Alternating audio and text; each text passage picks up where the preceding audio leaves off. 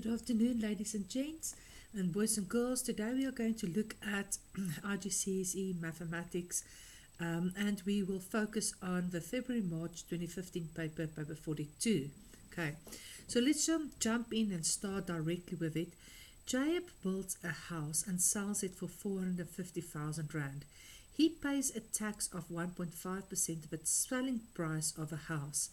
Show that he pays 6,750 in tax. Okay, how would we do it? We just know that the percentage of a number equals another number, and we have 1.5% of 450,000, and if I tap that into my calculator, I get 6750, and that's exactly what they wanted. Okay, let's look at the second question there. Move my paper up slightly. In 6,750 is 12.5% more than the tax Jacob paid on the first house he built. Calculate the tax Jacob paid on the first house that he built. So I like to start off with a little diagram. So this is the first house, and we can call it X. Then he have to pay some extra, and that is 12.5%. So the tax that he paid originally was 100%. Okay, now if we calculate that all together, that would give us 112.5%, and that is equal to the amount that we've got now. So we have 112.5% of X would give me 6750, and if I do the calculations, X would be 6,000. Okay, good. Let's move on to the next one. The house is built on a rectangular plot of land, 21 meters by 17 meters. Both correct to the nearest meter. Calculate the upper bound of an area. Okay, so we have a plot of land, and that is 21 meters, that is 17 meters. We want to find the area, so area we know is length times width. What is the upper bound of 21.5? That would give me 21, it would be 21.5, and the upper bound of 17 meters would be 17.5. I do the calculation to receive, there we go, 376.25 meters squared, and that would be my answer. 376.25 meters squared. Okay, let's move on to the next question. Okay, on a plan of a house, the area of a kitchen is 5.6 centimeters squared. The scale of a plan is 1 to 200. Calculate the actual area the kitchen has. So I've got a map, and I have an actual area. Okay, so my map there is 5.6, and I want to find this area. Okay, so there I have 1 and 200. So that would give me a ratio of 1 to 200 equals 5.6 over x, but we know that that must be squared, the square root of it. So I can actually find x. Okay, the square root of x first, that would be 200 times the square root of 5.6, and then if I do the calculation, I find x, and they want it in terms of meter. So I've got to be careful here, because these calculations, or these numbers in terms of centimeters squared, so that x that I have found, let me write it here, it would be 224 centimeters squared. If I want to change it to meter squared, I've got to multiply it with 1 meter over 100 centimeters and another one, and that would give me a result of 22.4 meters squared. Okay, good. Let's move on to the next question. Just want to turn the page. Okay. The house was built using a cuboid blocks, each measuring 12 by 16 by 27 meters. So I've got a little cuboid. And just quickly draw a little sketch there.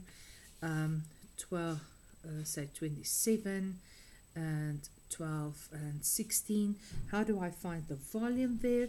Well, we know that volume is length times width times height. I'm just going to write it down. And then fill in the values. That would give me 5184 centimeters cubed. And yeah, 5184. I'm just checking that they do want the answer in centimeters cubed. Okay, good. JF changed 12,000 euros, dollars into euros to buy a land in another country. The exchange rate was €1 is $1.33. Calculate the number of euros JF received. Give your answer correct to the nearest euro. So we only want whole numbers. So 12,000 times euros, dollars 1.33. I plug that into my calculator and I get 9022.56, but I only want it to the nearest euro, so that would give me 9023 euros. So 9023 euros. Good, so we're done with question 1. Let's move on to question 2. Here I have a Venn diagram.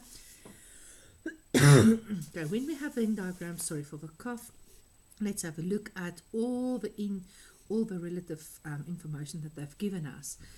So this is all the numbers 1 to 10, so you can write it out for yourself. 8, 9, and 10. And then the factors of, so x is where the a, set A is x, where x is a factor of 12, but it's got to fit into our universal set. So 1, 2, 3, 4, and 6 are all factors of 12. That will be part of my universal set. It's an odd number, so 1, 3, 5, 7, and 9. It's an odd number, but does fit my universal set. And C is a prime number, so we have 2, 3, 5, and 7. Okay, now that we've worked out this little bit, we can actually fill it in our Venn diagram. Then 1 is in A and in B. 3 is in all 3 of them. Let's quickly have a look. 5 and 7 is in B and C. 2 is in A and C. Okay, now let's have a look. 4 is just an A and 6 is just an A. In B we have just a 9, and we've got all the C's already there. Then we haven't done a 8 or a 10, and that goes in there. Good. Now we can use look at the second question there. Use set notation to complete each statement. 6 is an element of A. A union B, intersection B, intersection C. That number is just the element 3. Okay. A naught would be an empty set. Okay, if I have A but I do not have A, I get an empty set. Find the number of B. Okay, B it's quite easy. 1, 2, 3, 4, 5. 1, 2, 3, 4, 5, and that would be the number of elements in B would be 5. Okay. Now for the next question here, use the set notation to complete the statement. U and V would be a proper subset of Z. It would be a proper subset of Z. Okay. And then shade X intersection z and the union of y not. So it can't be z and it can't be x, y and z. It was union of those, but it's not. And it's x intersection with that. So what I reckon it is this bit. Okay, and because it is not in parentheses, I would also shade the bit that's left. Okay, and that is my answer. Good, let's move on to the next question. Okay, it's the table of some of the values of this beautiful cubic function is given to us, and then we have to fill in those missing numbers. It is very easy to find those 3 marks. All you have to do is substitute that -2 into your equation using parentheses. So I will quickly write it there for you. So y equals, say, a substitute -2 in, plus 3 -2 squared, -2. I tap that into my calculator and I will find an answer. So my first answer there is 2. Then for -1 I got 0. For 0 I just have -2. And for 1 I have 2. Okay, and that will give you 3 whole marks. Good, so let's have a look at the next bit. On the grid, draw this graph for the interval -3 to 1. So we're only interested in -3 to 1. And actually they've given us the complete grid, so it's going to be awesome.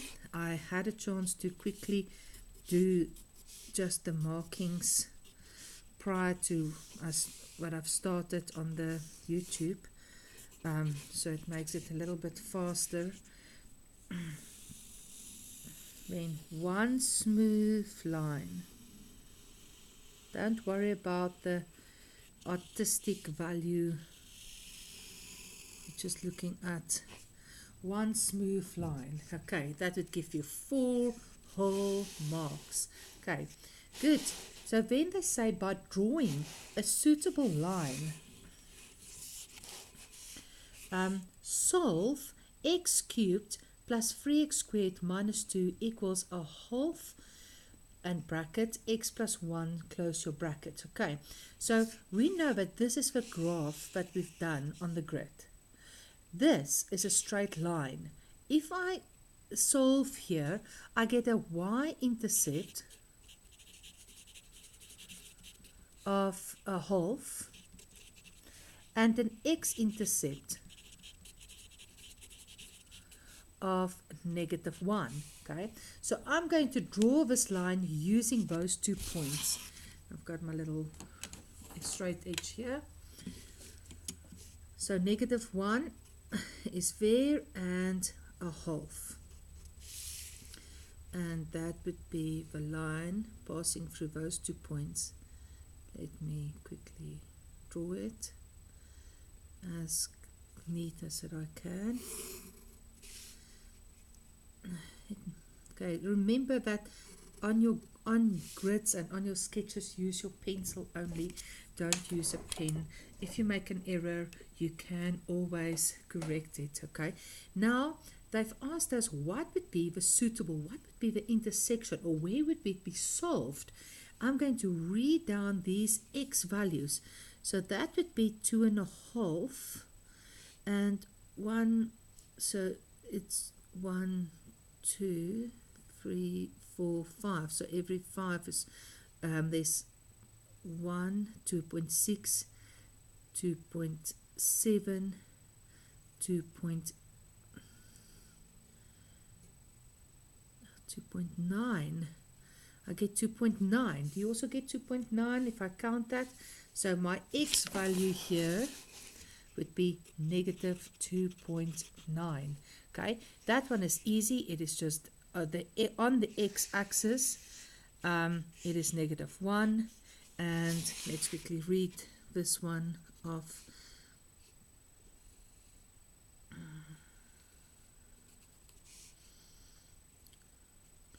I get 0.8. Okay, good. So it will differ from yours slightly, and they do give them a range of values that will be correct, except that one, it has to be -1. Okay. Okay, by drawing a suitable tangent, find the estimate of a gradient of the curve where x is -1.75. So negative 1.75, there's negative 2.5, negative 1.5. There we go. At that point, okay. So I'm going to draw a tangent there. A tangent is a line that just touches the curve at that one specific point. Okay, and let me see. I think that's about as nice a tangent that I can draw. Okay, now we've got to read down two points on that graph. I'm going just to take these 2 points.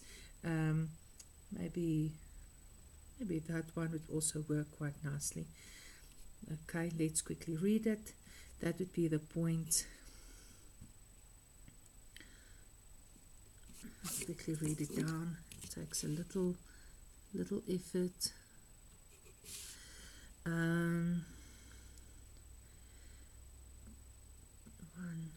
2, 3, 2.3, negative 2.35, and we have a y value of 3 there, and this point over here, we have a y value of 0. That is awesome, because then I have less to think about. And let's see what the x value would be. That is 1 over there. 1, 2, 3. So 0.7, negative 0.7. Good. So let's use those two values and find the estimated mean. Okay. So the the estimated gradient. The estimated gradient is just because we are actually drawing those lines in. We are not doing calculus at the moment. We are looking at the graph and just drawing in a tangent to find the estimate gradient of a graph at that point. So m equals delta y over delta x. That is y2 minus y1 over x2 minus x1. That would give me y2, let's look at it at 3 minus 0, and my x value, negative 2.35 minus negative 0.7. Okay, it will be a negative gradient. I can use my calculator to quickly find the answer. Let me quickly tap it in here and then do it.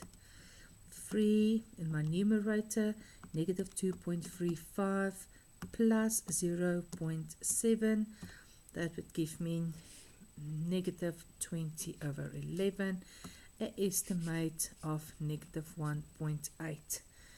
Okay, negative 1.818, so negative 1.82, negative 1.82 is my estimated gradient of my tangent. Okay, good. So as you would have guessed, there would be a range of values that would be correct for that answer as well. Okay, so the next question that we're looking at is just factorization. We can recognize that 121 is actually 11 squared. So I have 11y squared minus m squared. I can factorize this. 11y minus, and a plus. This is the difference of two squares, m, and that would be my answer. 11y minus m and 11y plus m. Good. Now the next question, we have to also write this as a single fraction. I'm going to start off by multiplying on this side with x minus 1 over x minus 1. multiplying on that side with 3x minus 5 over 3x minus 5. So this is just a fancy one. It doesn't change the value of my equation, but it does give me one single denominator that we really want as a single fraction. Okay, so now we just have to distribute there, so that will give us 4x minus 4 plus, and if I do the distribution there, get 3x squared minus 5x plus 6x negative 10. Okay, still have to do a bit of work there. 3x minus 5, x minus 1, and if I do the simplification there, I get 3x squared plus 5x minus 14, and that would be the answer that I will write down here. Okay, I did check. This is the discriminant here is positive, so it would be we would be able to solve this, but the solution is a fraction and quite not as simple. We won't be able to factorize it using just factorization, except if we use the quadratic equation to find a solution. That will, let's leave it at that. Okay. Good, so the next question is solve the equation 3x squared plus 2x negative 7 equals 0. Show all your working and give your answers correct to 2 decimal places. So here we definitely have to use the quadratic equation. So that's x equals negative b plus or minus the square root of b squared negative 4ac all over 2a. Okay, then we just fill in the values. Let me just turn here. Okay, that would be x equals negative, fill it in 2 plus or minus, okay, negative, positive 2, sorry, squared, negative 4a is 3, c is negative 7. That would give us a positive discriminant. Here the inside there is called the discriminant, and we can get the solutions x equals something or x equals something. Let me just tap it into my calculator. Okay, that would give me 1.23 to 2 decimal places, because that's what they asked. It must be correct to 2 dp, 2 decimal places, and x equals negative 1.896. Okay, that would give me negative 1.90. So those would be the 2 solutions that I'm looking at. Okay, good. Let's turn the page. We're moving on at a nice pace, so just keep up. In this part, all lengths are in centimeters. The trapezium have an area of 15 centimeters squared. Show that 2x squared plus 5x minus 12 equals 0. Okay, so I know the formula for the trapezium. The area of the trapezium is a half base 1 plus base 2 times my perpendicular height. Okay, and I have a perpendicular height here. My base 1 is the 3x plus 2, and my base 2 is x plus 4. Okay, so let's go do that, and that I know would be equal to 15 centimeters squared.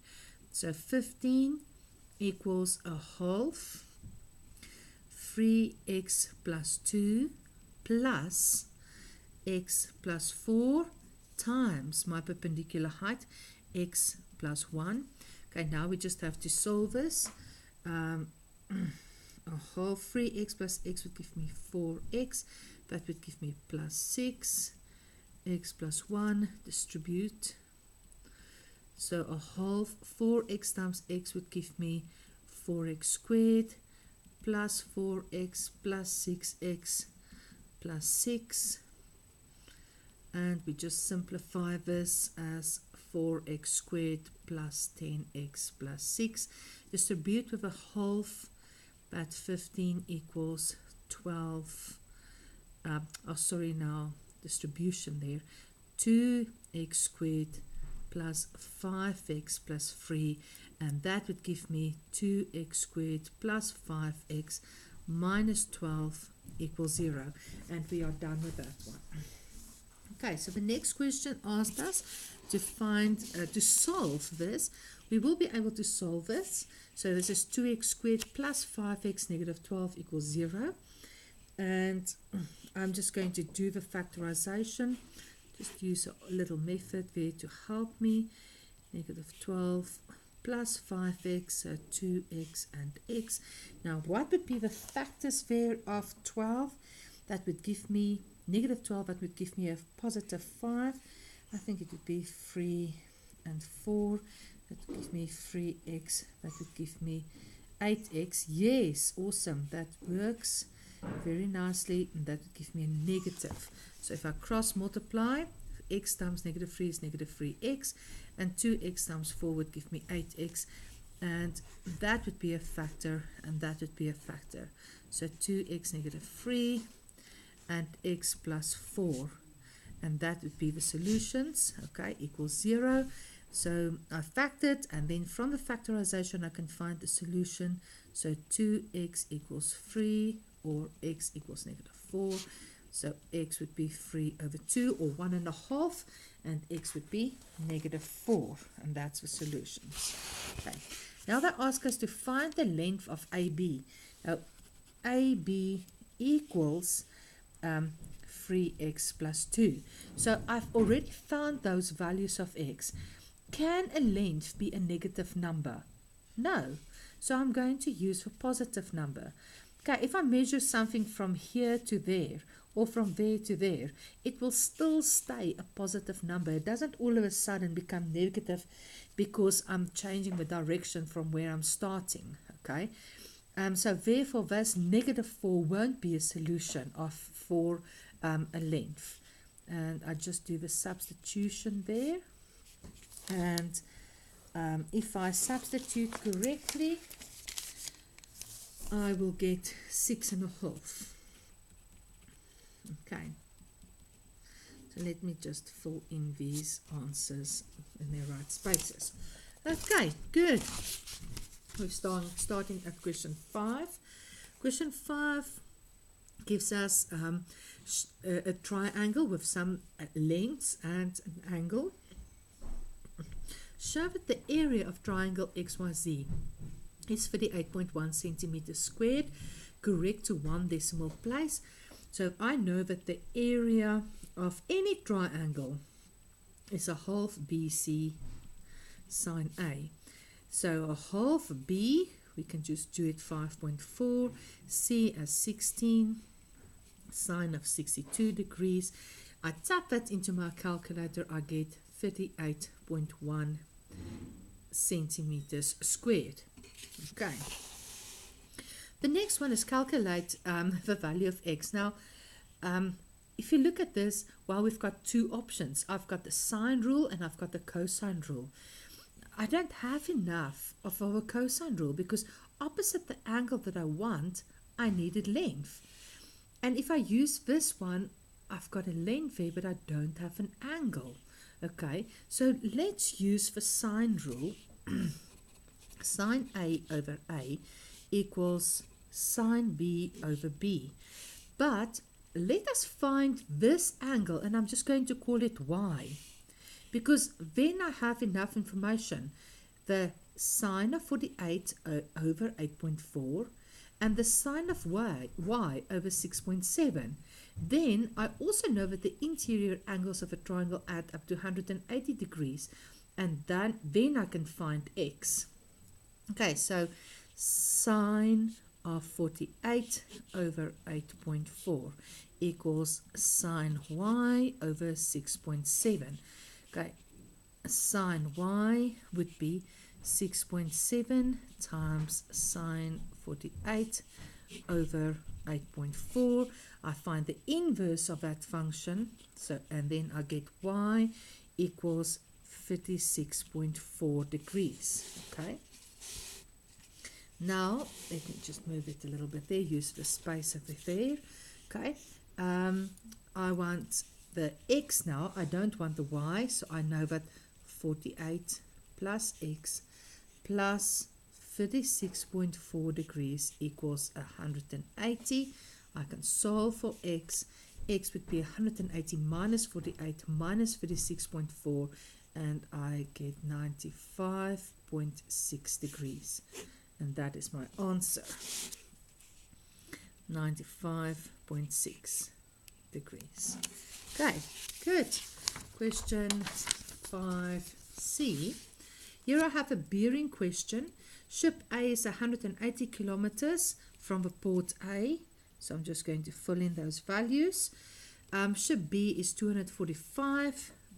So 245 kilometers with a bearing of that. So that is 63 degrees. And that would be 146. So 146. Okay, degrees. Let me just write the kilometers in there. Okay, good. So now they ask us to calculate the distance between the two ships, between A and B. Well, if I have this angle, I can use my cosine rule. And that would be wonderful. Okay, so I know that this bearing is 146 degrees, that one is 63. So I can just subtract the two from one another and find this angle. And if I do that, I get 83 degrees. So this angle here is 83 degrees. That one, okay? Good. Let's use a cosine rule there.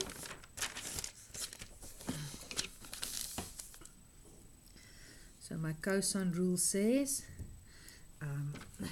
a squared equals b squared plus c squared minus, look at me now, equal minus 2bc cos a. Okay, a squared is the distance that I want to find.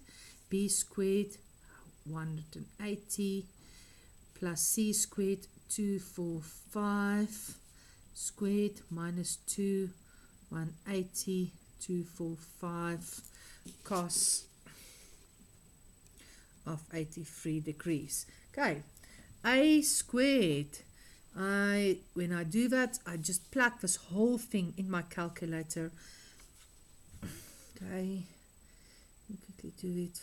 81676. Okay, and that would be kilometers.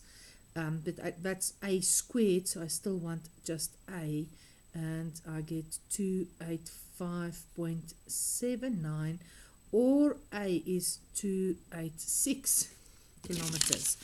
And I've rounded up to the nearest kilometer. That would give me 3 significant figures in any case, and all the other numbers, that's 3 significant figures, 3 significant, so I'm happy with that.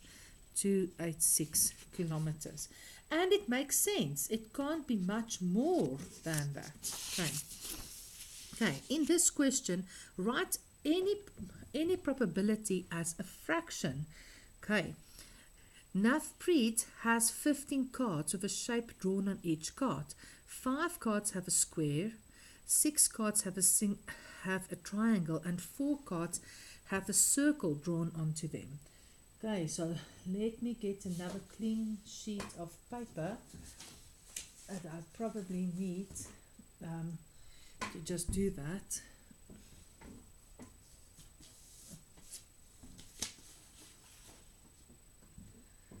Okay, sorry, just out of reach.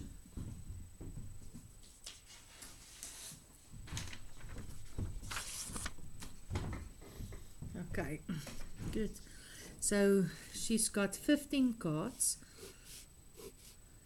Okay. 5 cards have a square, so it is 5 out of 15. 6 cards have a triangle, so it's 6 out of 15.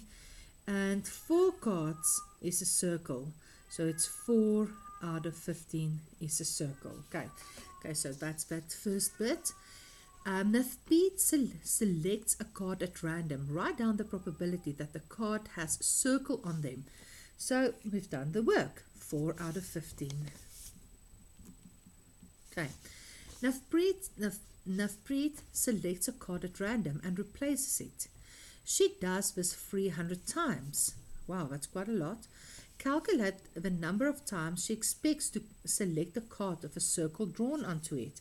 So that would just be 300 times the 4 out of 15. So 300 times 4 out of 15, and if I do that, I get 80. So it's probably about 80 cards. Okay. Nafpreet selects a card at random, replaces it, and then selects another card. So she selects a card, puts it back, and then selects another card. Find the probability that one card has a square drawn on it and the other card has a circle. So it would be the probability of a square times the circle. Okay, so the square, the probability to get a square is 5 out of 15. Times to get the circle is 4 out of 15. And if I do the calculation, I get, what is 15 times 15? Let me quickly do that. 15 times 15, 225. And 20 out of 225. Another equivalent fraction would be 4 out of 45. That would be also considered correct. Okay, because all these need to be written as a fraction. Neither card has a circle on it.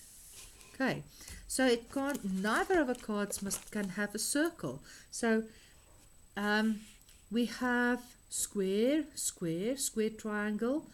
Okay, so she replaces it. So maybe we should just quickly do that. Square, triangle, circle, square, triangle, circle, square, triangle, circle. Okay, neither of the cards have a circle drawn on it. So square, square, square, triangle. So the probability of a square times a square plus the probability of a square times a triangle plus the triangle square, triangle times square, plus the probability of getting the triangle, triangle. Okay, and the rest all have square circles in them. If I select the last leg, the circle leg, I will have a circle in them at least one.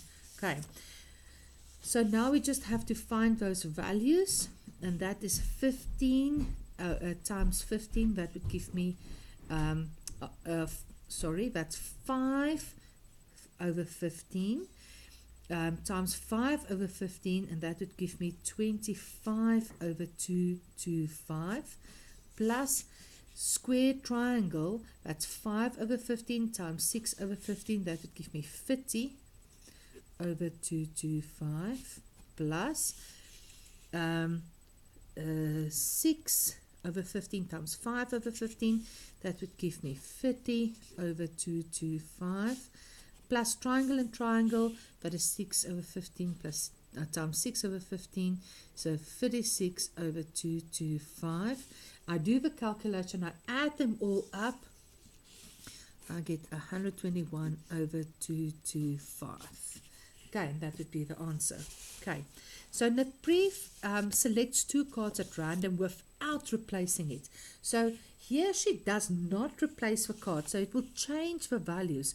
So if I select, so that's my first draw, and the second draw, she doesn't replace the card, she leaves it on the pile next to her. So 4 over 15, sorry, that will stay, 14, eh? Okay, 6 over 14, 4 over 14, that would be 5 over 14, 5 over 14, 4 over 14, so that would give me 5 over 14, 6 over 14, and 3 over 14. Okay, so there's the Venn diagram that I will use. Okay, so calculate the probability that only one card has a triangle drawn on it. So we only want the probabilities that one card has a triangle.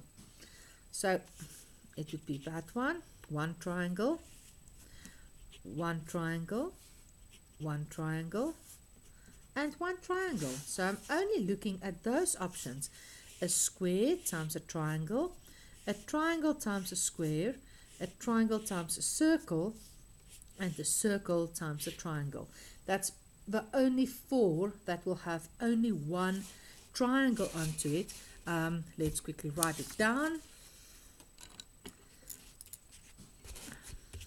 Okay, let me keep my little page here so that I can see what I'm doing.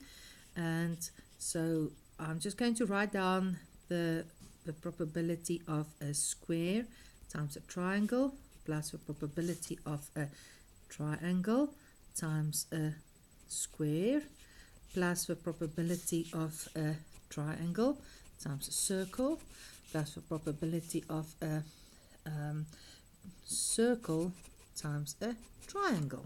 Okay, and I find the values, the relative values, and we are right. So 5 and times 6 will give me, let me write it down, 30 over, and 15 times 14 is 210.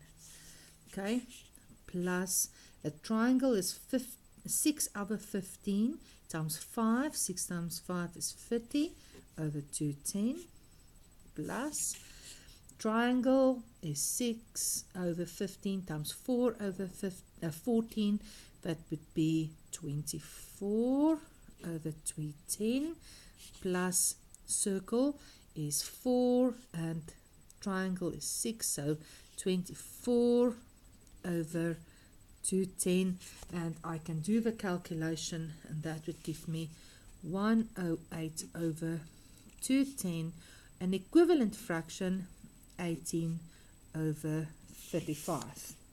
Okay, the two cards have different shapes drawn on them, so none of them must be square, square, triangle, triangle, and circle, circle. So we can do it in both ways. I can say it is 1 minus the probability of getting a square times a square, plus the probability of getting a triangle times a triangle, plus the probability of getting a circle times a circle. Okay, and I've done this a little bit ago, so I'm just going to write down the values there. 210, that would be 20 plus 30 plus 12, and that would give me 74 over 105. Okay, good. So question 6 are done. Well, I think so. Let's just turn the page. Yes, we're looking at question 7 now.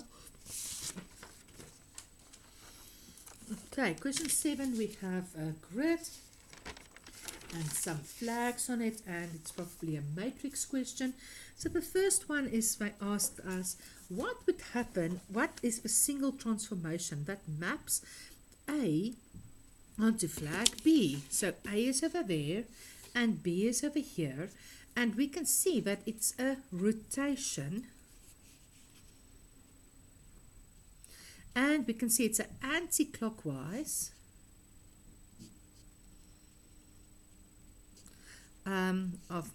rotation of, sorry, I should have said of 90 degrees, anti-clockwise around the point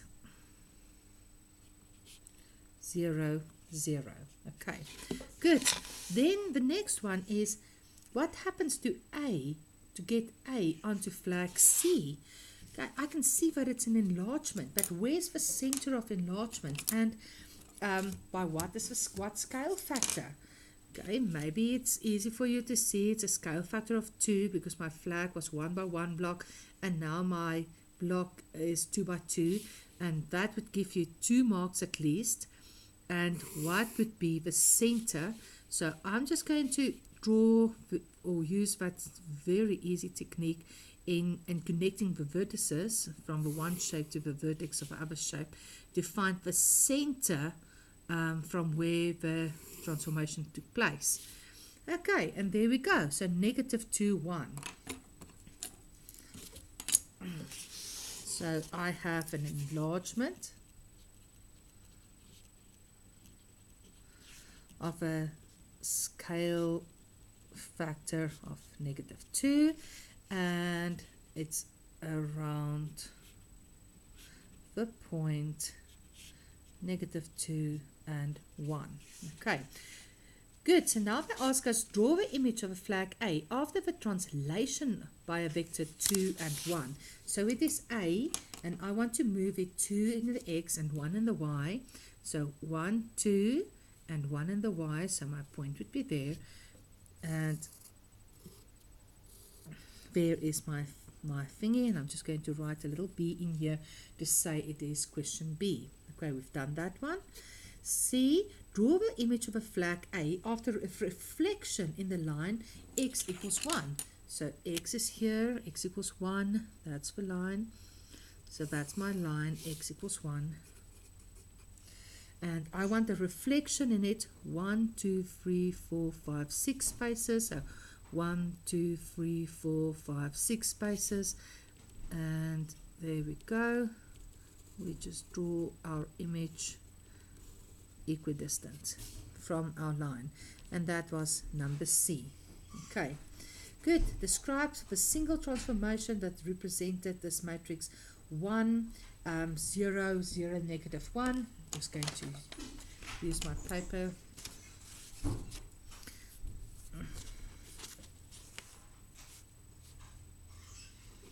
So we want to know what would this transformation be. So I'm going to start off with my unit matrix 1, 0, 0, 1, 1, 0, 0, 1. Then I'm going to see what happens to these values when my new matrix is written. So 1, 0, and that is 0, negative 1. So what happened in the X direction, it didn't change, but in the Y, it was reflected around the X axis. Okay, can you see that this point is now there? It was reflected around the X axis. So my single transformation that maps it is a reflection